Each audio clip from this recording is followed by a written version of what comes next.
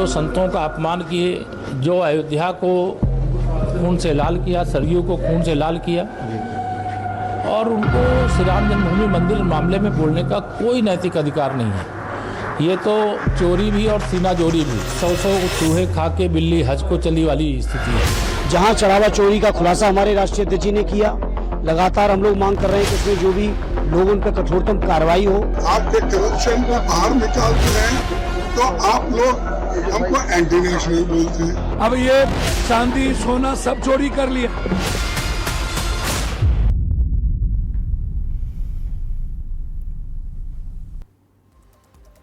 नमस्कार, मैं शेखर त्रिवेदी। दिल्ली की संसद हो या उत्तर प्रदेश की विधानसभा, आज सत्ता और विपक्ष आमने सामने। एक तरफ सरकार अपने विधायी एजेंडे को आगे बढ़ाना चाहती है, तो दूसरी तरफ विपक्ष साफ साफ कह रहा है कि पहले जवाब फिर कामकाज। संसद का मॉनसून सत्र लगातार हंगामे की भेंट चढ़ रहा है। विपक्ष के नेता राहुल गांधी ने सरकार से दो टूक कहा कि जब तक राम मंदिर से जुड़े कथित चंदा गड़बड़ी के आरोपों पर चर्चा नहीं होती और छात्रों के खिलाफ पुलिस कार्रवाई पर गृह मंत्री का बयान नहीं आ जाता, तब तक सदन सुचारू रूप से नहीं चल सकता। उधर संसदीय कार्य मंत्री किरण रिजिजू ने गतिरोध को खत्म करने की कोशिश की है। सूत्रों के मुताबिक उन्होंने परिसीमन और महिला आरक्षण से जुड़े विधेयकों पर विपक्ष का सहयोग मांगा है, लेकिन कांग्रेस ने पहले अपने मुद्दों पर चर्चा की मांग दोहराई है। वहीं उत्तर प्रदेश में भी तस्वीर अलग नहीं है। समाजवादी पार्टी ने चंदा चोरी के आरोपों को लेकर सरकार के खिलाफ मोर्चा खोल दिया है। हाथों में पोस्टर, दान पर्चियां, तीखी नारेबाजी के साथ सपा विधायक विधानसभा परिसर में धरने पर बैठ गए। शिवपाल सिंह यादव, अतुल प्रधान समेत कई नेताओं ने सरकार से जवाब मांगा और पारदर्शिता की मांग उठाई। सवाल यह है कि क्या विपक्ष जनता के मुद्दे उठा रहा है या फिर सदन चलने नहीं देना चाहता? यह उसकी रणनीति का हिस्सा है। और क्या सरकार आरोपों पर खुलकर जवाब देने से बच रही है या विपक्ष रणनीतिक दबाव बनाने के लिए संसद और विधानसभा को अखाड़ा बना रहा है? आज सबसे बड़ी बहस, क्या चंदा चोरी के आरोपों पर संसद और विधानसभा में चर्चा होनी चाहिए? क्या विपक्ष जवाब मांग रहा है या फिर राजनीतिक माहौल गरमा रहा है? क्या सरकार बहस से बच रही है या विधायी कामकाज रोके जा रहे हैं? लोकतंत्र में बहस जरूरी है या फिर हंगामा? आज हम इसी मुद्दे पर चर्चा करेंगे, लेकिन उससे पहले जो बयान आज सुर्खियों में रहे। हम तो ये पूछ रहे हैं कि राम के नाम पे जो चंदा उठा है वो कहाँ है? चांदी, सोना, सारी चीजें कहाँ है, ये पूछ रहे हैं। और 70 एकड़ जमीन ट्रस्ट की, वो आपने घपला उसमें जो, ये पूछ, आपके गलतियां निकालने के लिए अगर हम ठहरते हैं तो हम राम विरोधी होते हैं। अगर आपके खिलाफ आपके करप्शन को बाहर निकालते हैं तो आप लोग हमको एंटी नेशनल बोलते हैं। जहां चढ़ावा चोरी का खुलासा हमारे राष्ट्रीय अध्यक्ष जी ने किया, लगातार हम लोग मांग कर रहे हैं कि उसमें जो भी लोग उन पर कठोरतम कार्रवाई हो। वहीं जब नौजवानों के नीट का सवाल था, जंतर मंतर पर लाठीचार्ज का सवाल था, या शिक्षा मंत्री के इस्तीफे का सवाल था, उस पर भी समाजवादी पार्टी की पुख्ता राय रही। हम कब कह रहे हैं कि साधु संत चोरी में शामिल है? हम ये कह रहे हैं कि जो शामिल, उन पर कार्रवाई क्या हुई? दूध का दूध क्या है और पानी का पानी क्या है, मुख्यमंत्री जी की भाषा में। देखिए, जो भगवान श्री रामलला के जन्मस्थान के मंदिर निर्माण का विरोध किए, राम भक्तों पर गोली चलाए, जो संतों का अपमान किए, जो अयोध्या को खून से लाल किया, सरयू को खून से लाल किया, और उनको श्री राम जन्मभूमि मंदिर मामले में बोलने का कोई नैतिक अधिकार नहीं है। ये तो चोरी भी और सीना जोरी भी, 100 चूहे खा के बिल्ली हज को चली वाली स्थिति है। Thank you. अब ये चांदी सोना सब चोरी कर लिया। कोषाध्यक्ष जो पूरी है, कोषाध्यक्ष जो पूरी है, ये क्या है? अब हमको बताइए ना, इससे बड़ा बेविचारी क्या हो सकता है? इस पर अभी तक एफआईआर क्यों नहीं हुआ? तो जिस तरीके की स्थिति बनी है, इसमें कई देश के सामने और भी महत्वपूर्ण मसले हैं जिस पर चर्चा हो सकती है, जिस पर सरकार को और विपक्ष को अपनी अहम राय देश की जनता के सामने रखनी चाहिए। कई बिल लटके हुए हैं, उस पर चर्चा हो सकती है। लेकिन फिलहाल जो सबसे बड़ा मसला है वो है चढ़ावा चोरी में जिस तरीके से विपक्ष और सत्ता पक्ष दोनों आमने सामने हैं। जब तक दूध का दूध पानी का पानी नहीं हो जाता तब तक हम सदन की कार्रवाई नहीं चलने देंगे, फिर वो चाहे संसद हो चाहे विधानसभा हो। ये एक स्थिति देश के भीतर बनी हुई है जिससे सरकार किस तरीके से निपटे, या सरकार की यही मंशा है, या विपक्ष किस तरीके की स्थितियां रखना चाहता है, विपक्ष के सामने क्या और कोई देश का मसला नहीं रह गया है। ये सारी चीजें आज हम इस चर्चा में लेकर के आएंगे। हमारे साथ में अशोक सिंह जी हैं, भारतीय जनता पार्टी के लीडर हैं, डॉक्टर रत्ना पांडे जी हैं, कांग्रेस की प्रवक्ता हैं, शरद सरन जी हैं, समाजवादी पार्टी के प्रवक्ता हैं, डॉक्टर रजा रिजवी हैं, राजनीतिक विश्लेषक हैं, शिशिर चतुर्वेदी जी हैं, अध्यक्ष हैं हिंदू महासभा के। आप सभी लोगों का बहुत बहुत स्वागत है। मैं शरद जी आज इस चर्चा की शुरुआत आपसे करूंगा। चंदा चोरी, इसमें कोई दो राय नहीं है कि राम मंदिर में जिस तरीके से चंदा चोरी हुआ है और जिस तरीके का 90 के दशक से हमने राम मंदिर के लिए आंदोलन देखा और फिर राम मंदिर बना, तो राम इस देश की आस्था का केंद्र है, इसमें कहीं कोई दो मत नहीं है। अब चोरी हो गई, ये तो एक हमारे देश की परंपरा भी है कि जहां माल दिखे और वहां चोरी ना हो तो समझिए कि वहां लोग नहीं है। ये हमें हमारी विरासत में इसी तरीके की स्थितियां मिली हैं, इसमें कोई बुरा मानने की भी जरूरत नहीं है, हम सबके सामने है। तो ऐसी स्थिति में क्या इस देश के सामने या उत्तर प्रदेश में विधानसभा में समाजवादी पार्टी को इससे कोई बड़ा मुद्दा नजर नहीं आ रहा है, या आपको लगता है कि जब तक यह गतिरोध दूर नहीं होगा तब तक बाकी चीजों की कोई मायने नहीं है?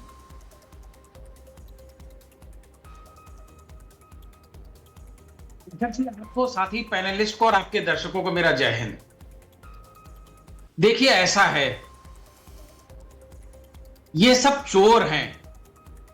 इन्होंने बच्चों की नौकरियां खा ली, रोजगार खा लिया, आरक्षण खा लिया, जीवन में सपने वो खा लिए, बुजुर्गों की रेलवे के आरक्षण और रिजर्वेशन और कंसेशन खा लिया, फौजियों को अग्निवीर बना करके उनकी नौकरी, उनकी सम्मान, उनका गरिमा खा लिया, जीएसटी बिल ला करके व्यापारियों को खा लिया, और किसान बिल में 750 किसान खा गए, तब जाके शर्माए। हमको आप एक ऐसा वर्ग बता दिए देश में जिनका खून नहीं पिया इन लोगों ने। ये नर पिशाच बन चुके हैं। अब यहां तक हम लगातार 10 साल से चर्चा करते आ रहे हैं शेखर जी, हर मुद्दे पे बात करते आ रहे हैं। लखनऊ में एक इको गार्डन है, बनवाया था किसी सरकार ने एक गार्डन के तौर पे कि लोग उठेंगे, बैठेंगे, बातचीत करेंगे, विचार गोष्ठी करेंगे, रैली करेंगे, कार्यक्रम करेंगे, संवाद करेंगे। पूरा उत्तर प्रदेश जानता है कि इको गार्डन का मतलब है कि आप कहीं विरोध करने जाएंगे तो पुलिस वाले लाठियों से हाथ पैर तोड़ेंगे, नीले रंग की गाड़ियों में भरेंगे और इको गार्डन में शाम को उठा के फेंक देंगे। एक गिलास पानी या चाय नहीं पिलाते हैं। क्या पुलिस का नैतिक जिम्मेवारी नहीं है कि दिन भर आप वहां भूखा रखते हैं किसी को? या तो उनको जाने दें या खाने पीने की व्यवस्था करें। शाम तक बंद रखते हैं और अंधेरे के बाद जब लोग बोलते हैं कि सर चादर, कंबल और हमारा रात का खाना, तो बोलते हैं आप लोग घर जा सकते हैं, गेट खुला हुआ है। पूरा उत्तर प्रदेश का नौजवान, छात्र, जितना शिक्षक है, वो सबके सब जानते हैं कि इको गार्डन मतलब पहले दिन में हाथ पैर तोड़वाओ और शाम तक वहां बैठो। अब ये सब तो जो कुछ हुआ सो हुआ। वो गुजरात मॉडल और 15 करोड़ 2 करोड़ रोजगार और शाइनिंग इंडिया और ब्राइट इंडिया और ऑल इंडिया, विश्व गुरु और वो विष्णु के अवतार और वो टेलीप्रॉम्प्टर, और ये सब भी हम 12 साल से दिल्ली में देखते आए हैं। इन पे सब पे भी हम लगातार चर्चा करते रहे। समस्या ये है कि हम सब कुछ सह लेते हैं, हमारे संस्कार ऐसे हैं। हम मानते हैं कि आप राजा हैं, आप जमींदार हैं, आप बड़े लोग हैं, आप पैसे वाले लोग हैं। हम कीड़े मकोड़े हैं, हमारे बाप दादे भी ऐसे ही पीसे जाते रहे, हम भी पिस रहे हैं। थोड़ा थोड़ा संघर्ष कर रहे हैं क्योंकि देश आजाद है। यह थोड़ी पता था कि भगवान राम को भी लूट लोगे, यह तो किसी ने नहीं सोचा था। और जब हम पूछ रहे हैं कि क्यों, तो बोला हमारा है, हमारा दान हमारे पास आया, हमने खाया, तुमको पीठ में काहे दर्द हो रही है। हमने कहा हम इस देश के संविधान के तहत इस देश के नागरिक हैं। इस देश में सामूहिक कोई भी चीज होगी उसकी जानकारी लेना हक अधिकार है। तो जानते हैं क्या कह रहे हैं? रसीद दिखाओ, रसीद। हमने कहा हम 30 साल से हम अपने घर परिवार में सबको बताते आ रहे हैं कि ये चंदा चोर फर्जी रसीदों की किताबें लेके गली गली चंदा काट रहे हैं, ध्यान से पैसा देना। और ये चंदा चोर हमसे रसीद मांग रहे हैं और हमसे ये कह रहे हैं कि रसीद नहीं दिखाओगे तो सवाल नहीं पूछ अच्छा पाओगे। ठीक है, आपने मतलब मेरे ख्याल से बहुत सारे ऐसे मसले गिनाए जो वास्तव में हमारे विधायकों को, हमारे चुने हुए सांसदों को सदन में उठाने चाहिए। अच्छी बात है शरद जी, आप इस तरीके की जब चीजें रखते हैं तो अच्छा लगता है कि कम से कम विपक्ष को इस बात का एहसास तो है कि कौन कौन से मुद्दे हम उठा सकते हैं। लेकिन बड़ी मुश्किल से जब राम मंदिर वाले मसले पे आप आए, आपने अपनी भाषा और भाव को संयमित रखते हुए अपनी बात को आगे बढ़ाया। इसके लिए भी आपको बधाई है कि आपने इस महत्वपूर्ण विषय को बाकी सारे विषयों के साथ में संलग्न किया और इस बात की देश को एक तरीके से फिर भी अलग जगाने की कोशिश की कि नहीं, यह मसला भी क्यों महत्वपूर्ण है। अब मैं डॉक्टर रत्ना पांडे जी के पास चलता हूं। रत्ना जी, देखिए हम 1947 में आजाद हुए, उसके बाद मतलब हमारा जो भी पत्रकारीय जीवन है, आपका जो भी राजनीतिक जीवन है, उन सब में हम लोगों ने देखा है कि हमारे देश में भ्रष्टाचार जो है वो एक रूटीन कोर्स की तरीके से है। हम आपके पार्टी कार्यालय आएंगे, आप हमें चाय पानी कराएंगे, लेकिन अगर आप सरकार में हैं तो जाहिर सी बात है कि आप घूस ले रहे हैं नहीं ले रहे हैं हमें नहीं पता, लेकिन वो जो सिस्टम काम करता है वहां पर बिना लिए दिए कुछ होता हुआ था है नहीं।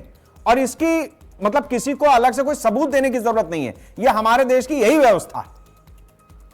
सवाल इस बात का है कि ऐसे गंभीर मामले जब सामने हमारे देश के हैं तो भी चंदा चोरी कोई मतलब साधारण घटना नहीं है। मैं इसको यह नहीं कह रहा हूं कि इस पे बात नहीं होनी चाहिए, लेकिन बाकी सारा काम रोक करके और सिर्फ इसी बात पर अगर चर्चा हो सबसे पहले, तभी हमारी बात आगे बढ़ पाएगी।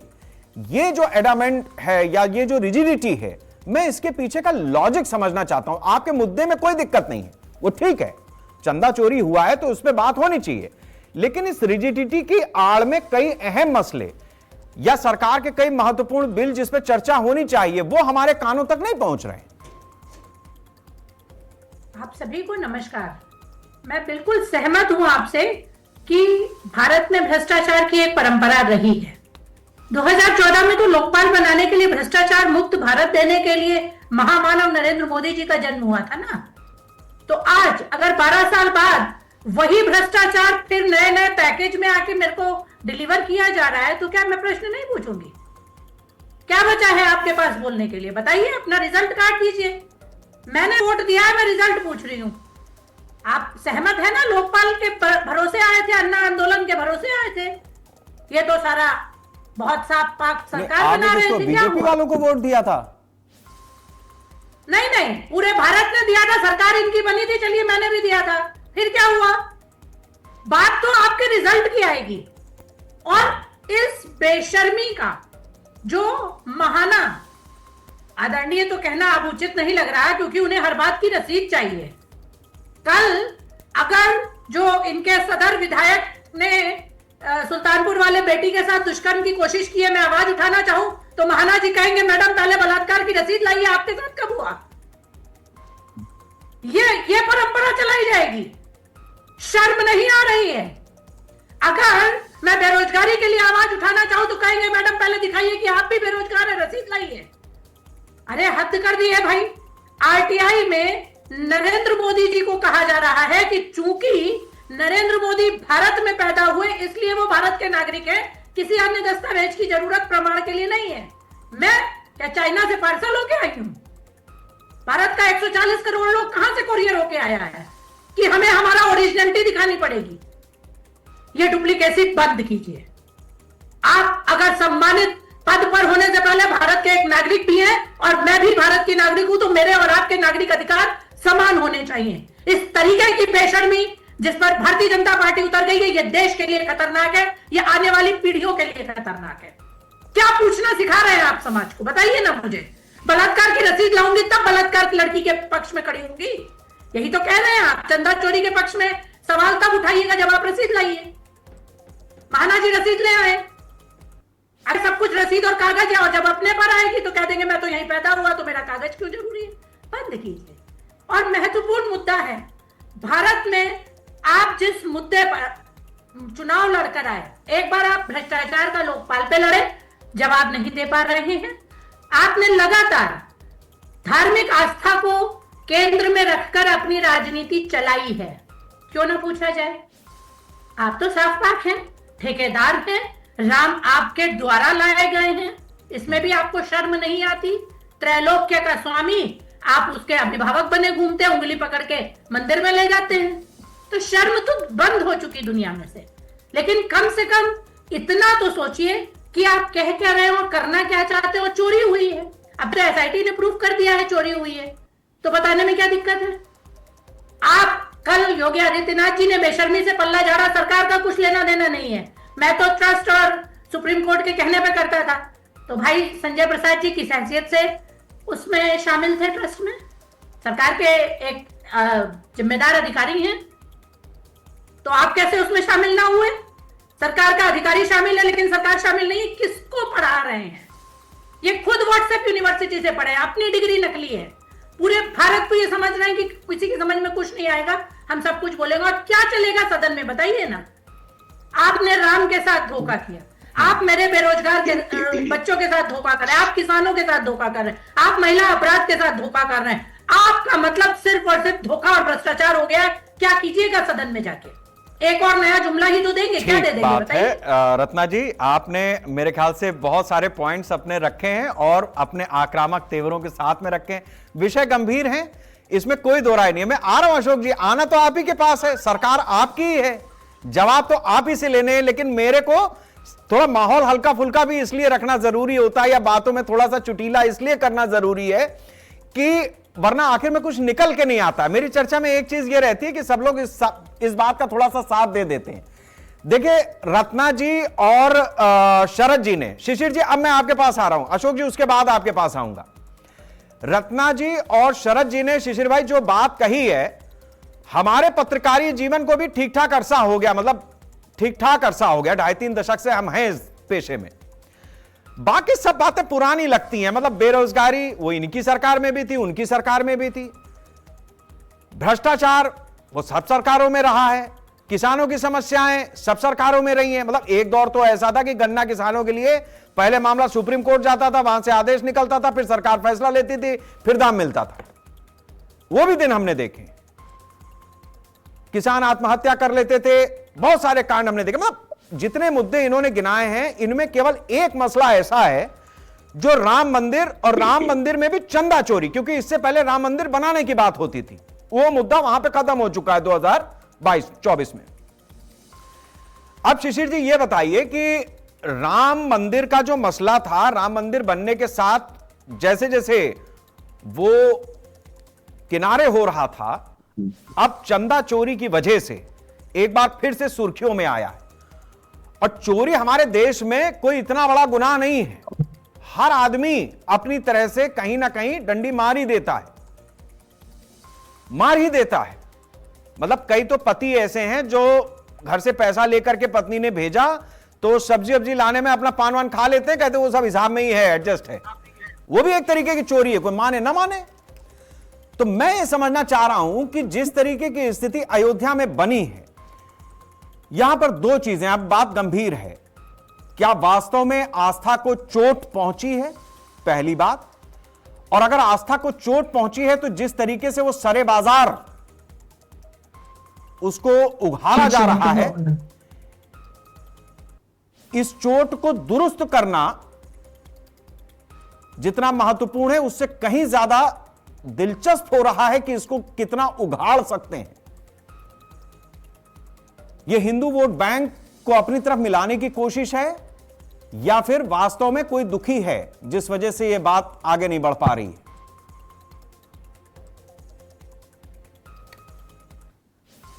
शेखर जी, सभी पैनलिस्ट को, सभी को मेरा सादर प्रणाम, जय श्री राम।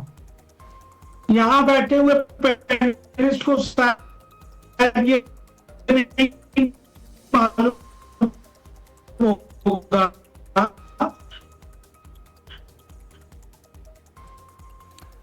ठीक है, शिशिर जी को फोन, शिशिर जी को फोन पे लीजिए, तुरंत फोन पे लीजिए शिशिर जी को। शिशिर जी, आपको हम फोन पे ले रहे हैं, आपका नेटवर्क में कुछ दिक्कत है।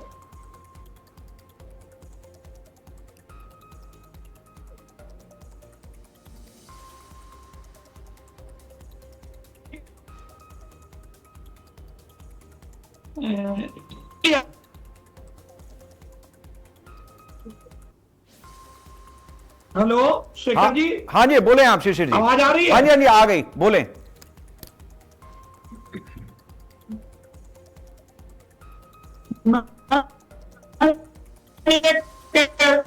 मैं ये कह रहा था कि आप शायद में आप नहीं शिशिर जी, हम आपके पास अभी फिर से मैं आऊंगा आपके पास, आपका फोन कनेक्ट करते हैं, फिर आपके पास आते हैं। रजा साहब, मैं आपसे ये जानना चाहूंगा कि मुद्दा विहीन राजनीति हमारे देश की जिस तरीके से हो चली है, उसमें मुद्दे बहुत सारे हैं और पारंपरिक रूप से हैं, लेकिन जो नया मुद्दा जुड़ा है वो राम से जुड़ा हुआ है, लेकिन राम मंदिर की चंदा चढ़ावे चोरी से जुड़ा हुआ है।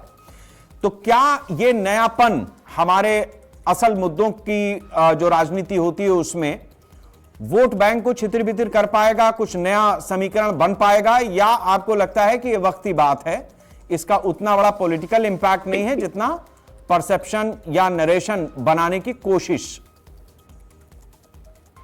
देखिए शेखर जी, जरा से गलती तो हुई है, जो अगर चोरी चंदा चोरी की बात आ रही है तो समाज में कहीं ना कहीं एक बात ये आ जाती है कि राम मंदिर इतना महत्वपूर्ण राम मंदिर है, वहाँ ये ऐसा हुआ है। लेकिन इसको जिस तरीके से हाईलाइट किया जा रहा है उससे पूरे देश और दुनिया में बहुत भद्दगी, मैं तो यहाँ इंग्लैंड में बैठा हूँ और मैं यहाँ अपनी बेटी दामाद के पास आया हुआ हूँ, इससे पूरे देश दुनिया में बड़ी भद्दगी हो रही है भारत की, कि भारत के अंदर जो राम मंदिर बना वहाँ जो है इस तरीके की बात हो रही है। देखिए, विधानसभा चली और लोकसभा चल रही है, और आप समझिए कि जो चलता है तो विपक्ष जो है जनहित के मुद्दों पर सरकार को घेरने की जो है कोशिश करनी चाहिए थी। नारेबाजी हुई, हंगामा हुआ। आप ये देखिए कि विरोध जरूरी है, लेकिन समाधान पर जोर ज्यादा असरदार होता है, वरना हंगामा करके आप जो है एक मंच की आवाज तो बन सकते हैं, लेकिन जनता की जरूरतें जो है वो पीछे रह जाती हैं। जनता की जरूरतें, अब जब बजट आया था अनुपूरक 62,014 का बजट था करोड़ का, आप समझिए, तो उसमें ये विधायक जो विपक्ष के विधायक थे ये खड़े होकर के कह सकते थे कि साहब ये जो बजट अनुपूरक बजट आया है इसमें हमारे क्षेत्र में फलाना रोड, हमारा फलाना गांव जो है, मान लीजिए बनवरिया गांव है, बनवरिया गांव से शहर तक की जो है 4 लेन की सड़क बनने के लिए उस बजट में पैसा दीजिए। हमारे जनपद में जो योजना एक लागू की गई थी वो योजना आधी बनी हुई है, अभी कंप्लीट नहीं हुई है। हम चाहते हैं उसमें भी जो है कम से कम 20 करोड़ रुपया दिया जाए। तो मूल मुद्दा जो विधायकों का था, उनके क्षेत्र का था, वो उठना चाहिए था, क्योंकि चुनाव बिल्कुल करीब है और सर पर है। तो अब हर विधायक चाहता है कि हमारी आवाज विधानसभा में गूंजे और गूंज के हम अपनी जो जरूरत की चीज है वो उठाएं, जिससे हमारी जनता, हमारे क्षेत्र की जनता हमसे खुश हो। तो आपने क्षेत्र की जनता के खुश करने के लिए मौका विधायकों को, जो विपक्ष के लीडरान हैं, उन्होंने विधायकों का मौका अच्छा छीन लिया। यही लोकसभा में हुआ।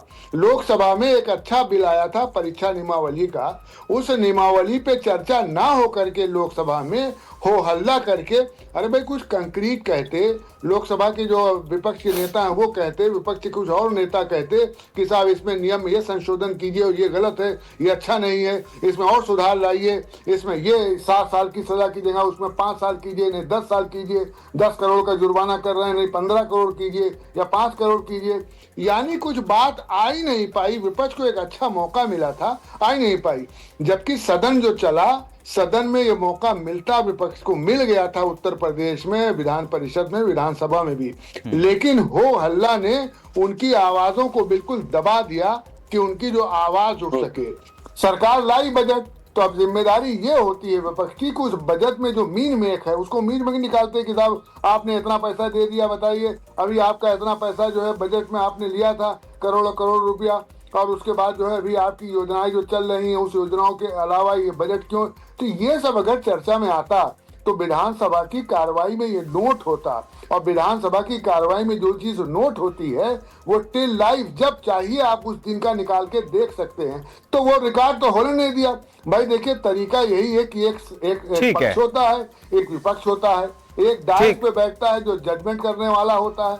तो पक्ष तो अपनी बात रख रहा है, मुकदमे कोई भी होते हैं जब पक्ष विपक्ष दोनों रखता है तब उसके बाद निर्णय होते हैं, अच्छे निर्णय होते हैं। पर विपक्ष तो अपना कुछ रख ही नहीं पाया मुद्दा। पक्ष तो अपनी बात करके अपना अनुपूरक बजट पास करा के निकाल ले गया, लेकिन विपक्ष को जो मुद्दा मिला था उस मुद्दा पे होना यही। देखिए, मैं तो अब एक विचार देना चाह रहा हूँ इस पर कि हाउस के अंदर हो हल्ला कतई होना ही नहीं चाहिए।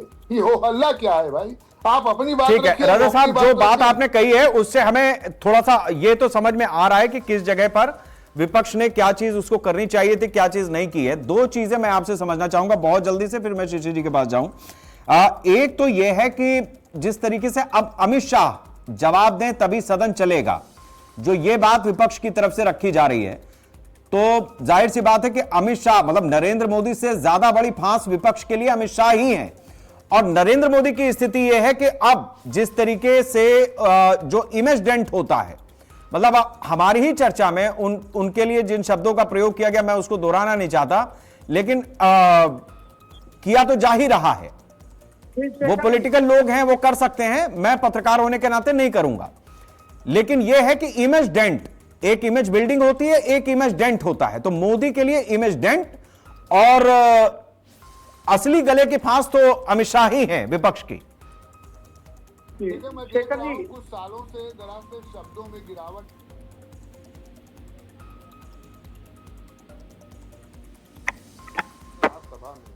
ये जो भी भाई केंद्र में मिनिस्टर हो, चीफ मिनिस्टर हो, प्राइम मिनिस्टर हो, जो भी हो, ये एक सम्मानीय है। इनके लिए एक शब्द जो है, अब ऐसे ऐसे शब्द आए हैं कि मैं भी पत्रकार हूं, मैं नहीं कह सकता हूं और चैनल पे भी नहीं कह सकता हूं, वो अच्छा नहीं लगता। और जो हमारे साथी बैठे हैं सब विद्वान हैं, सब जो है वो बहुत अच्छे हैं और समझदार हैं। इनको भी ये कोशिश करना चाहिए कि ऐसे शब्द ना लेके आए जिससे किसी आदमी की गरिमा गिरे, क्योंकि अगर यही हम लोग आज बोलेंगे ना तो कल आने वाले बच्चे और बोलेंगे। देखिए, पिक्चरों में पहले गाली नहीं आती थी, अब कई पिक्चरों में साफ साफ गालियां आ जा रही हैं। तो ये क्या जा रहा है, समाज कहाँ लेके जा रहे हैं। कई पिक्चर ऐसा, मैं नाम नहीं लेना चाहता हूँ, उसमें सीधे सीधे माँ की वो कौन कौन गाली आती है वो आ जाता है उसमें। तो ये कहाँ लेके जाना चाह रहे हैं, ये हम अपनी पीढ़ी को क्या सिखाएंगे। तो इन लोगों को चाहिए, अमित शाह नहीं आए, अब मान लीजिए अमित शाह अगर नहीं आ रहे हैं तो इसका मतलब क्या समझा जाए कि मुंह छिपा रहे हैं। ये तो कोई बड़ी बात नहीं है भाई। किरण रिजिजू बार बार आकर के बात कर रहे हैं और राजनाथ सिंह बैठे हुए हैं, नहीं आ रहे हैं तो इसका मतलब नहीं कि आओ आओ बात करो, आओ बात करो। ठीक है राजा साहब, आपने मेरे ख्याल से दोनों ही पहलुओं पर अपनी बात रखी है और एक दिशा देने की कोशिश की है। शिशिर जी हमारे साथ में जुड़े हुए हैं। शिशिर जी, मेरा सवाल वही है, आप अपनी बात रखें। मेरा ये कहना है कि आपने सभी पैनलिस्ट को शायद ये नहीं मालूम हुआ, मैं राम जन्मभूमि का पक्षकार भी हूँ और मैंने इसकी लड़ाई को लड़ी है। हिंदू महासभा ने इस लड़ाई को लड़ा सबसे, और जजमेंट में हिंदू पूजा का अधिकार दिया गया और केंद्र सरकार को कहा गया बना करके वहां पर मंदिर निर्माण की व्यवस्था करेगी। ये अब ये विपक्ष पूरा इसलिए कुछ कारण है, कारण यहाँ या चोरी चढ़ावा चोरी की बात हो रही है। चोरी से नहीं स्टार्ट करता हूँ मैं, डकैती से स्टार्ट करता हूँ। ये पहले समाजवादियों पे आ जाते हैं, चोरी की बहुत बात कर रहे हैं सदन तक। तो इनसे पूछिए कि आपके नेता थे मुलायम सिंह यादव जिन्होंने पार्टी बनाई थी, और पार्टी बनाने के बाद वो पहले वो शिक्षक थे, टीचर। आज एक टीचर का सुपुत्र देखिए हवाई जहाज में चल रहा है, 24,000 स्क्वायर फीट के कालीदास मार्ग पे बंगले बन गए इनके, जनेश्वर ट्रस्ट बना और लोहिया ट्रस्ट बना, और जनेश्वर जी के परिवार के किसी आदमी को ट्रस्ट में मुख्य पद पे नहीं रखा गया, हजारों करोड़ रुपया उससे इकट्ठा हो गया, लोहिया ट्रस्ट में जमा हो गया। और रिवर फ्रंट का घोटाला इन्होंने किया, मजार में जो सलार गाजी की मजार में इनके सांसद और विधायक चोरी में जिनका नाम आ रहा है, अजमेर से दरगाह में जो चढ़ावा चोरी पे बात आ रही है, ठाकुरगंज लखनऊ में जब यहाँ मदरसों में बच्चों का पीड़न हुआ, इन सब मुद्दों पर भी चर्चा होगी। यहाँ अगर चोरी है तो वहाँ डकैती है, व्यक्ति जिसके पिता शिक्षक थे, हजारों करोड़ रुपए की अखून दौलत हवाई जहाज पे चल रहा, निजी वो भी। अब देखिए, अब उसमें दर्द होता रचना सिंह जी को, उसमें दर्द होता समाज आते कांग्रेस डॉक्टर रत्ना पांडे जी आपके पास आ रहे, और मत होइए, बड़ा दर्द है रत्नाने में, राम जी के चढ़ावे को लेके बहुत दर्द है। अरे ये वही कांग्रेस है जिस कांग्रेस ने राम सेतु में कहा था राम तो थे नहीं। अब जब राम नहीं थे, 2019 में किसने कहा था संसद में खड़े होके? यही जितेंद्र सिंह ने कहा था कि राम नहीं है, राम सेतु काल्पनिक है, मोरियम का भंडार है। झूठ बोलना बंद करो शिशिर जी, झूठ बोलना बंद कीजिए, आपकी आदत बन चुकी है, हर चैनल पर आप झूठ बोलते हैं, आपको अपने दुकान नहीं याद है। 2019 में संसद में किसने कहा? यही जितेंद्र सिंह ने इन्होंने कहा कि राम सेतु काल्पनिक है। झूठ मत बोला कीजिए, थोरियम का भंडार है, और अटल बिहारी अन्ना का सपना मैं करूंगा पूरा, मैं नहीं बनता दूंगा राम सेतु, क्या था उनका जवाब पूरा हो जाने दीजिए। उन्होंने शांतिपूर्वक सुना है, ठीक है, आपने अपनी बात रख दी, विरोध जता दिया। शिशिर जी अपनी बात पूरी करें आप। देखिए, तो ये इनका राम से रिलेटेड है, संविधान को कांग्रेस के नेतृत्व में बनाया गया, उसके पहले बनने पे राम जी के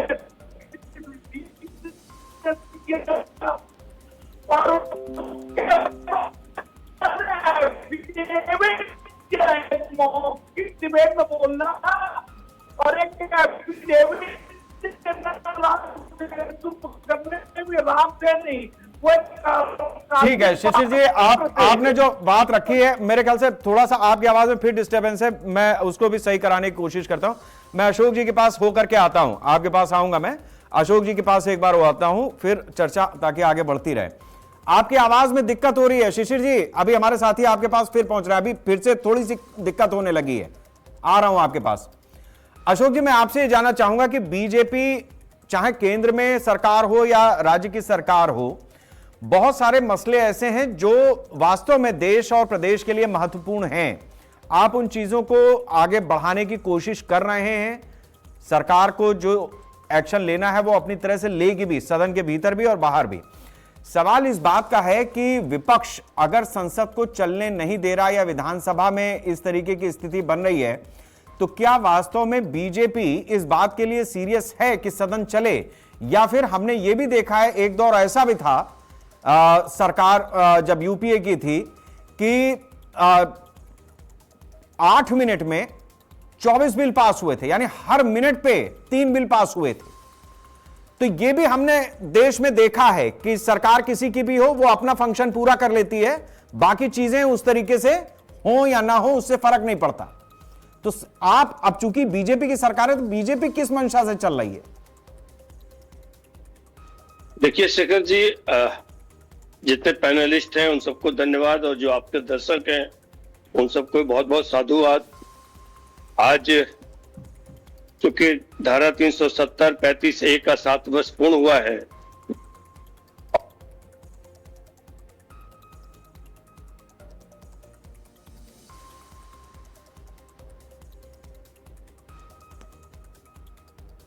देश के सभी क्षेत्रवासियों को साधुवाद देता हूं। और क्योंकि मैं आपसे अनुरोध जरूर करूंगा कि 40 मिनट तक तो मैं मुख दर्शक होकर आपके चैनल पे देखता रहा हूं और सुनता रहा, मैंने किसी के बीच में नहीं बोला है। और चूंकि डॉक्टर रत्ना पांडे जी का आदत है बीच बीच में बोलना, तो जब वो बोल रही थी तब भी मैंने कुछ नहीं बोला। इसलिए आपसे निवेदन करता हूं कि सपा कांग्रेस के जो लोग हैं, या तो उनसे बोल दीजिए कि चुप होकर थोड़ा धैर्य से सुने, या उनको म्यूट कर दीजिएगा। मैं आपकी शुरुआत करता हूं। एक 2 कुंटल का आदमी जिसपे बिहार में 41 मुकदमे दर्ज है, लूट, हत्या, बलात्कार, भ्रष्टाचार, रंगदारी, हत्या का प्रयास, और जो कोर्ट द्वारा सजाए हफ्ता उम्र कैद की सजा उसको मिल चुकी है, ऐसा व्यक्ति साधु बन करके और हमारे सनातन को बदनाम कर रहा है। देश की जनता ये भी जान रही है कि उसका चरित्र क्या है। नंबर 2, अभी हमारे समाजवादी पार्टी के शरद जी बोल रहे थे कि ये है रामचोरी है। अरे भैया, अब मैं कहूंगा तो बुरा लग जाएगा। जिन पे टोटी चोर का आरोप लगा हो, जिनको देश की जनता ने टोटी चोरी करते हुए देखा हो, वो हम लोगों को चंदा चोरी की बात कर रहे हैं। आपने 2 पैसा कभी दिया हो, आप शरीर के रूप में ही कभी खड़ा हुए हो तो बता दीजिए। शेखर जी, दूसरी बात, ये अगर कोई साधु संत चोरी किया होता या सरकार के संरक्षण में कोई चोरी होता तो मानते। वो एक कर्मचारी थे जिन लोगों ने चोरी की और उसके खिलाफ एसआईटी दर्ज हुई, उसमें मुकदमे पकड़े गए, वो जेल में है अभी और एसआईटी की इंक्वायरी चल रही है। सरकार सजा दिलाने का काम कर रही है, उनको बचाने का काम नहीं कर रही। नंबर 3, हमारी जो बहन है रत्ना पांडे जी, वो बड़ी बड़ी बात कर रही थी कि भ्रष्टाचार की परंपरा तो कांग्रेस से शुरू हुई है। अब वो लोकपाल बिल हम तो न लेके आए थे भाई। लोकपाल के लिए जो आंदोलन किया था वो अन्ना हजारे जी ने किया था और केजरीवाल जी उसके सूत्रधार थे। बाद में वही केजरीवाल जी और कांग्रेस दोनों मिल गए, आज लोकपाल गायब है। जो कट्टर ईमानदार बन के आए थे उस देश के कट्टर बेईमान हो गए। अब ये पता नहीं क्या मुंह लेके किस मिजाज के साथ चैनल पे बैठ के लोग बोलती है। अरे भाई, जनता सुन भी रही है, जनता का रिएक्शन देखिए। आप 14 में चुनाव लड़े तो आप सेंचुरी के नीचे गए, अब आप 19 में गए तो नीचे गए, अब आप 24 में भी आए तो सेंचुरी से नीचे। और आपको दावे के साथ कर रहा हूं 29 में भी जब चुनाव लोकसभा का होगा तो आपका सुपड़ा साफ ही होगा। आप चिंता मत करिए, आपके जो नेता है जो व्याकुल है वो सीधे सीधे जाके वहां पे बैठ जा रहे हैं। अरे विधानसभा लोकसभा में जाने का जनमत नहीं मिला। अशोक जी, आपकी व्याकुलता को हम लोग समझ रहे हैं। ठीक है, आपकी बात से मैं अरे भाई, जब जनता आपको जनमत देगी आप चल जाइए प्रधानमंत्री आवास में। अशोक जी, तो आपसे ठीक से मुख्य विपक्षी दल का भी ठीक है। अशोक जी, मैं ये कह रहा हूं कि आपकी बात से ऐसा लग रहा है कि जो राम मंदिर में चंदा चढ़ावा चोरी का मामला है उसको बीजेपी मैनेज कर लेगी, मतलब या उससे नैरेटिव आपका उतना नहीं बिगड़ता। ये बात आपकी बात से समझ में आ रही है। अब मैं ये समझना चाहूंगा आपसे कि अगर ये बात आपकी नजर में, मतलब आप सजा दिलाएंगे, सरकार में है, जो चंदा चोरी जिसने की है वो जेल की सलाखों के पीछे हो वगैरह वगैरह, वो सब अपनी जगह पे ठीक है। लेकिन आपके बात से हमें ऐसा लगता है कि इससे देश का जो वोटर है उसको बीजेपी से लगाव कम नहीं होगा, ये आप मान करके चल रहे हैं। तो क्या बिल्कुल शेखर जी, हाँ देखिए शेखर जी, मैं अपनी बात कंप्लीट कर दूं। भारतीय जनता पार्टी एक एक चीजों पे विचार करती है और काम करती है।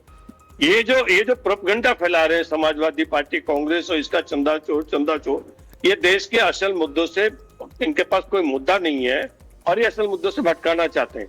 आपका विधानसभा चल रहा है, विधानसभा में चर्चा करिए, किसानों के बारे में चर्चा करिए, गरीबी के मामले में चर्चा करिए, देश में विकास उन्नति के बारे में चर्चा करिए, जो हमने बजट किया उसके बारे में चर्चा करिए।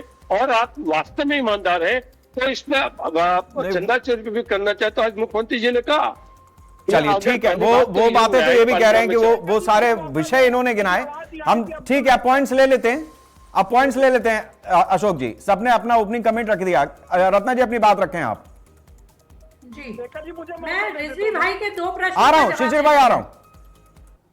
रिजवी भाई ने कहा कि हमने जो है रिकॉर्ड कुछ नहीं होने दिया और हमने परीक्षा नियमावली पे कुछ नहीं बोला। परीक्षा नियमावली किस तरीके की है और कैसे नहीं बोला? खड़गे जी ने राज्यसभा में खड़े होकर दर्ज कराया है कि ये प्रिवेंटिव नहीं, केवल पोस्टमार्टम बनाया गया है, क्योंकि अभी भी जो नया बनाया है एक्ट उसमें पेपर लीक रोकने की कोई बात, कोई मेजर नहीं है।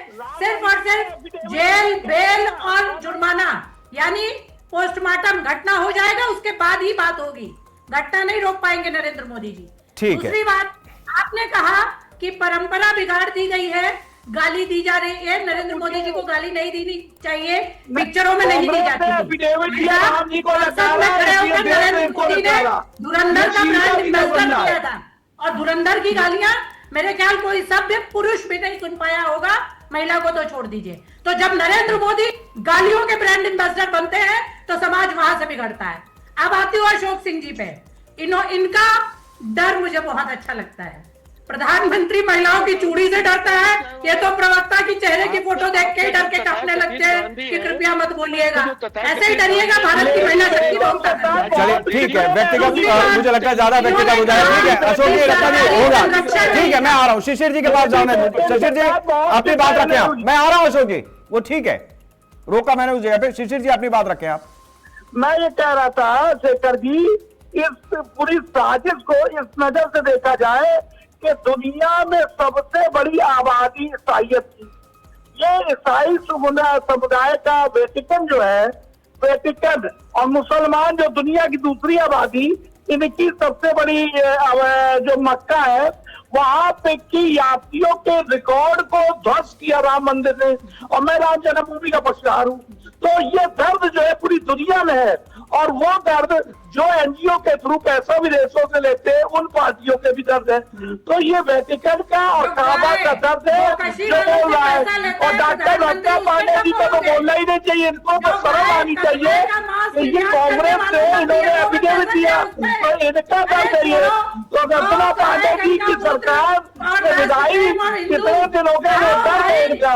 सरकार में आते ही कहते हैं मुसलमानों का पहला अधिकार है देश के संतानों को। तो ये दर्द रत्ना पांडे जी का बोलता है। अगर एक आध डिबेट मिलती है तो बीच में बोलेगा तो मौका मिल जाता है। तो दर्द है ये इनका। ये किसी के भी बीच में कूद पड़ती है, कभी भी बोल सकती है। तो कांग्रेस का बुद्धि भ्रष्ट हो गई है, तो ये कांग्रेस जो सत्ता से दूर हो गई है वो दर्द है।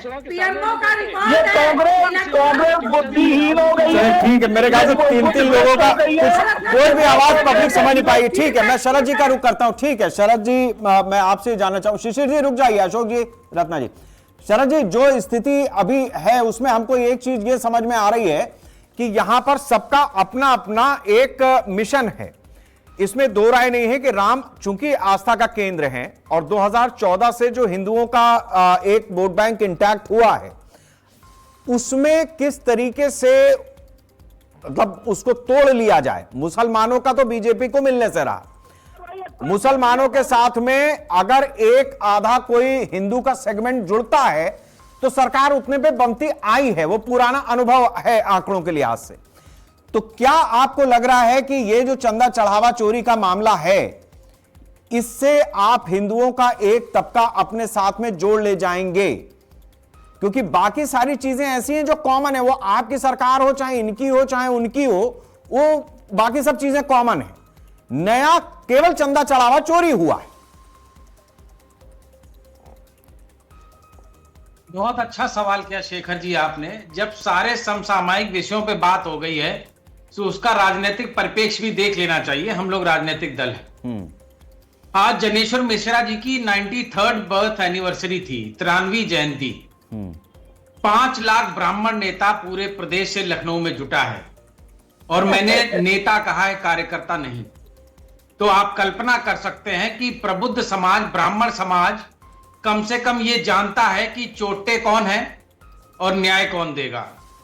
और आप ये भी जानते हैं कि ब्राह्मण समाज धर्म के लिए सभी मार्मिक होते हैं, ब्राह्मण समाज खास तौर से मार्मिक होता है। अब लेकिन उसमें भी सब तरह के ब्राह्मण की गर्दन मांगी थी अखिलेश जी ने। अरे शांति रखो, शांति रखो, अपने टाइम पे बोलना। देखिए ऐसा है शेखर जी, अभी इन्होंने हमको बोला कि ये पक्षकार हैं, और भारतीय जनता पार्टी के सरकार से एक सवाल नहीं किया इन्होंने पूरी चर्चा में। इन्होंने ये नहीं पूछा कि मुख्यमंत्री जी ने बोला था कि 15 दिन में दूध का दूध और पानी का पानी कर देंगे। इन्होंने ये भी नहीं बताया कि उन्होंने बोला है कि जो अपराधी थे वो गिरफ्तार हो चुके हैं। इसका मतलब पानी ही पानी डाल दिया, दूध भी गायब कर दिया। चोर तो छोड़िए, लेकिन मैं आपको सच बता रहा हूं, अखिलेश यादव जी के बाद हेलीकॉप्टर कहां गए ये भी तो आप बीच में ना बोलो, बीच में ना बोलो। ये बीच में टर जब मत करो, अपने कांग्रेस टाइम पे से आप बोल बोलो, रही मेरा थी आपसे आपकी निवेदन है। पार्टी, तब आप ये टोका टोकी क्यों अरे नहीं कर अपने रहे टाइम पे बोलो, कांग्रेस बेचैनपुरी क्यों बोल अपने रही टाइम पे थी? बोलो। आप समाजवादी कांग्रेस तो आप देखो मर्यादा में रहो और अपने टाइम पे बोलो। हम ये भाई, बदतमीजी करते कीजिए हैं, ना, अपने टाइम पे कांग्रेस बोलो। भी तो बोल रही थी जब हमारे अरे अपने टाइम पे बोलो महाराज, चोटों के संग बैठे चोटों, तुमको भगवान राम नरक में ऐसा कर रहे हैं तुम। अच्छा ठीक है, ये बड़ा व्यक्तिगत होने जाता है। ठीक है, शरद जी और शिशिर जी दोनों लोग एक नहीं, ये बढ़िया है। ये देखिए, हमारे दर्शक शायद ना समझ पाए, सब एक दूसरे को ऐसे व्यक्तिगत होकर के भी कह रहे हो, सब मुस्कुरा रहे हैं, सब एक दूसरे के मित्र हैं। हमारे दर्शक इस बात को समझे रहे, इस अगर साथ में बैठे होते तो स्टूडियो से बाहर निकले सब चाय भी पीते। अशोक जी आपकी आवाज, अच्छा ठीक है, आप भी अपनी बात रख ही लीजिए। वैसे शरद जी मैं एक चीज आपको बता दूं, एक मिनट, वो ठीक है आपने चूंकि ब्राह्मण वाला विषय छेड़ा, मैं हूं तो पत्रकार लेकिन जात मेरी भी ब्राह्मण है। एक चीज की गड़बड़ मत कीजिएगा, ब्राह्मणों का कोई एक सर्वमान्य नेता है नहीं। मतलब रत्ना पांडे जी अगर चाहें तो अपनी बात रख सकती हैं, इनके यहां कांग्रेस में कोई हो, कोई है नहीं। मतलब प्रमोद तिवारी अगर चाहें कि वो कह दें कि ब्राह्मणों के नेता मानेंगे नहीं, रत्ना जी नहीं मानेंगे, रत्ना जी अगर कह दें तो प्रमोद तिवारी नहीं मानेंगे। ये ब्राह्मणों के साथ में दिक्कत है, इसको हमारे हिस्से को छोड़ दीजिए। वो 5 लाख जो भी आए वो ठीक है, उसको छोड़ दीजिए, ब्राह्मणों पे मत जाइए, ब्राह्मणों पे मत जाइए भैया, ब्राह्मणों को अलग कर दो। हम बता रहे हैं आपको, ब्राह्मणों को छोड़ के बाकी आप किसी को लपेट लीजिए, हमें कोई दिक्कत नहीं है। शेखर जी, हाँ शेखर जी, पहली बात तो 100% कोई भी बिरादरी और कोई धर्म किसी को वोट नहीं देता, हमें पहले ये पता होना चाहिए। लेकिन हमें 2014 के बाद नहीं, आपने जो कहा कि ब्राह्मणों के 5 लाख नेता, भाई साहब एक नेता नहीं है हमारा, हम गारंटी से कह रहे हैं, आपको लिख के दे सकता हूं मैं, हमारा एक नेता नहीं है ब्राह्मणों का। वो छोड़ दीजिए, आप अशोक जी के पास चले दीजिए। शिशिर जी भी मुस्कुरा रहे हैं, अरे अंधेरा करके क्या बैठे हो शिशिर जी, लाइट जला लो। अशोक जी ठीक है, आ रहा हूं अशोक जी, एक पॉइंट ले लें, अशोक जी कुछ कहना चाह रहे हैं, ठीक है। शेखर जी मैं ये बात कर रहा हूँ कि न हेलो, मेरी आवाज आ रही है? बोलिए। शेखर जी, न खंजर उठेंगे न तलवार इनसे, ये बाजू हमारे आजमाए हुए हैं। ये चाहे जितनी जातिवाद का द्वेष फैला लें, चाहे जितना मुस्लिम तुष्टिकरण कर लें, चाहे जो चीज करना हो ये कर लें, लेकिन अगली बार 2027 में भारतीय जनता पार्टी की सरकार बनेगी। और मैं आपके चैनल पे दावे के साथ कह रहा हूँ कि भारतीय जनता पार्टी की 300 से ऊपर सीटें आएगी। अरे इनको जो करना है कर ले, इनसे कोई फर्क पड़ने वाला नहीं है। उत्तर प्रदेश की जनता महान जनता है, ये बार बार समझ रही है, और 2 बार से लगातार भारतीय जनता पार्टी की सरकार बन रही है। तीसरी बार में भारतीय जनता पार्टी की सरकार बनेगी। जितने होने नहीं देंगे, आप चर्चा नहीं होने देंगे, आप नहीं होने देंगे। अरे इनके सुल्तान वजीर कायर हैं, दिखाई तक नहीं दे रहे हैं, शक्ल नहीं दिखाई दे रही है, ये यहाँ दावा कर रहे हैं। इनके नेता इतने डरपोक हैं, घर में छुप के बैठे हुए हैं। अच्छा ठीक, और ये टोटी, ये बढ़िया है। नहीं, हम चर्चा नहीं होने देंगे, बुरा मत मानिएगा। टोटी चोर हमारी बोला सदन इनकी की किसी की औकात हो, टोटी चोर बोला इनकी किसी की औकात हो, FIR करा के दिखा दें। इनको न्यायालय में घसीट के ऐसा हाल करेंगे ना, अगर इनकी किसी के दिल में औकात हो तो समाजवादी पार्टी समझ गया। शिशिर जी आप क्या कह रहे हैं? नहीं वो ठीक है, बढ़िया। ये FIR इन्होंने भी राम मंदिर वालों पर नहीं कराई है, ठीक है। इनकी संपत्तियों पे, इनकी बेनामी संपत्तियों पे अपने बड़े भाई मुकदमा की जांच कर रही है, इसका बदला तीन हुआ था, इनको मालूम नहीं है, नए भरपाई है। उत्तर प्रदेश का आप लोगों ने विनाश कर दिया, नाश कर दिया। अरे मुकदमा चल रहा है, मुकदमा चल रहा है जानकारी को भारतीय जनता पार्टी सहयोगियों के साथ 350 हो जाएंगे। चलिए अच्छा ठीक है, ठीक है और शरद जी ठीक है। रत्ना जी मैं आपसे जानना चाहूंगा कि जिस तरीके की स्थिति अभी आप देख रही हैं, मतलब इस चर्चा में भी तो ये समझ में आ रहा है कि शुद्ध रूप से जो वोट बैंक है या जो वोट है, लड़ाई उसी की है। कोई अपनी सरकार भविष्य में बनने की बात कर रहा है और कोई ये कह रहा है कि हमारी बन जाएगी ये सारी चीजें लेकर के। तो कुल मिलाकर के नैरेटिव सेट करने का ही खेल है। बिल्कुल, और इनका ओवर कॉन्फिडेंस, अशोक भाई का या भारतीय जनता पार्टी का ओवर कॉन्फिडेंस तो बनता है, क्योंकि Gyanesh Kumar Gupta and court factory निरंतर अपना काम करती रहती। कल 2 चुनाव हार के ये दिखा दिया गया कि हम बिल्कुल निष्पक्ष काम करते हैं। छोटी मोटी सीटें हार जाएंगे ताकि ईवीएम बचा रहे, मगर करना तो वही है। वोट चोरी, सीट चोरी, चलिए ठीक है। अब मैं एक कमेंट रजा साहब का भी ले लेता हूँ। ठीक है, ठीक है, आप चारों पॉलिटिकल लोगों का विजन मैंने लिया है। एक सवाल मैं रजा साहब से ले लूं, मेरे को जरूरी है। रजा साहब, मैं आपसे जानना चाहूंगा कि ये बात देखिए, रत्ना पांडे जी ने बहुत ऑनेस्टली इस बात को कहा कि हम पॉलिटिकल नैरेटिव सेट कर रहे हैं, और जिस तरीके की स्थिति है, मतलब कल यहां जो रिजल्ट आए बांकीपुर, आप देखिए कि राष्ट्रीय अध्यक्ष बीजेपी का उस सीट पे जो जीतता आया वो चुनाव हार गए 30-35 साल का, और अपनी तरह का एक नैरेटिव वहां पर जो सेट किया गया, वो भी आज उस पत्रकार ने भी माफी मांग ली है जिसने कुत्ता बिल्ली वाला वो पूरा एपिसोड सामने रखा था।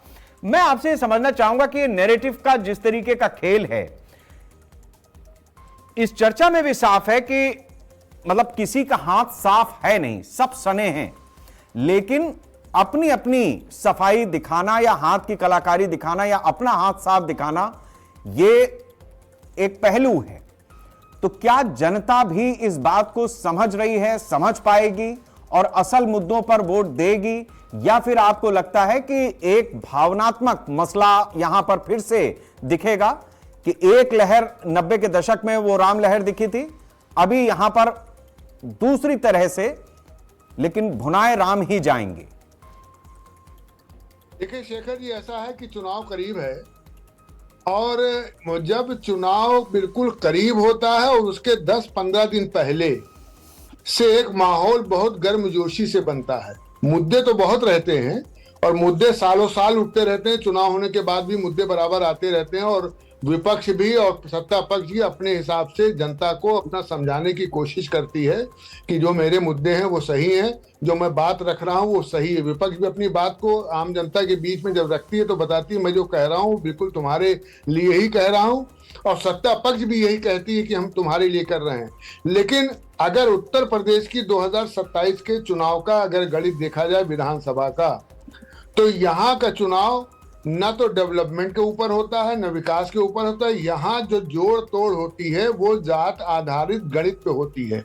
अगर जात आधारित गणित पे न होता तो पटेल समुदाय, राजभर समुदाय और ये समुदाय वो समुदाय सब छोटी छोटी पार्टियां बना करके एक अलग अलग अपने समुदाय का बना करके, और बड़ी पार्टियां भी उन छोटी समुदाय की पार्टियों को अपनी तरफ मिला करके एकत्रित करके और सत्ता तक पहुंचने की कोशिश करते हैं। तो यहाँ पूरा चुनाव उत्तर प्रदेश का जातिवाद पर आधारित रहता है। तो वो गुड़ा भाग सब करते हैं, उस गुड़ा भाग करने के बाद कौन जीतता है कौन निकलता है। लेकिन जो सदन चला लोकसभा का और चला यहाँ विधानसभा का, देखिए ऐसा है कि जो है वो लोकतंत्र जो है का मकसद कमजोर नहीं होना चाहिए। इन सदनों में ये मंदिर है, बड़े मंदिर है, विरोध ठीक है, लोकतंत्र के मंदिर की जो महत्ता है वो भी कम नहीं होनी चाहिए, ये भी एक तरह की चोरी ही है, ऐसा डॉक्टर रजा रिजवी साहब का कहना है। ठीक है, आज मेरे पास समय इतना ही था। शरद जी, रजा साहब, रत्ना जी, अशोक जी, शिशिर जी, आप सभी लोगों का बहुत बहुत धन्यवाद इस चर्चा में शामिल होने के लिए। राम मंदिर में जो चढ़ावा चंदा चोरी हुआ है उसको लेकर के जिस तरीके का माहौल बनाया जा रहा है, इसमें कोई दो राय नहीं है कि उसमें जनता पर उसका कितना इंपैक्ट पड़ा, ये तो समय के साथ में पता चलेगा ही चलेगा। लेकिन एक महत्वपूर्ण बात जो आज इस चर्चा में सामने आई है कि हमारी विधानसभाएं हो या हमारी संसद हो, यह लोकतंत्र का मंदिर है, और अगर सत्ता पक्ष या विपक्ष दोनों में से कोई भी सदन को चलने नहीं दे रहा है तो यह भी एक तरीके की चोरी है। जनता भी इस चीज को देख रही है और वक्त आने पर वो इसका हिसाब सीधे लेगी इन्हीं पॉलिटिकल पार्टी से। नमस्कार। जो संतों का अपमान किए, जो अयोध्या को खून से लाल किया, सरयू को खून से लाल किया, और उनको श्री राम जन्मभूमि मंदिर मामले में बोलने का कोई नैतिक अधिकार नहीं है। ये तो चोरी भी और सीना जोरी भी, 100 चूहे खा के बिल्ली हज को चली वाली स्थिति है। जहां चढ़ावा चोरी का खुलासा हमारे राष्ट्रीय अध्यक्ष जी ने किया, लगातार हम लोग मांग कर रहे हैं कि इसमें जो भी लोग उन पर कठोरतम कार्रवाई हो। आपके करप्शन को बाहर निकालते हैं तो आप लोग हमको एंटी नेशनल बोलते हैं। अब ये चांदी सोना सब चोरी कर लिया।